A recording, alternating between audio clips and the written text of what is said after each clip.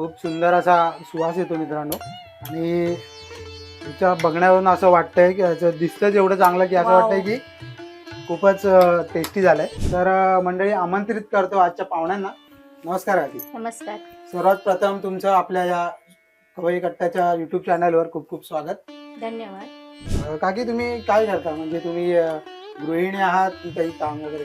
तर काकी आज आपल्या प्रेक्षकांसाठी तुम्ही कोणती अशी रेसिपी बनवणार आहात? मी आज आणि म्हणजे त्यात आता तुम्ही युनिक असं काय करणार ताकी तुम्हाला जेवण बनवण्याची आवड किंवा रेसिपी बनवण्याची आवड ही कधीपासून तयार झाली?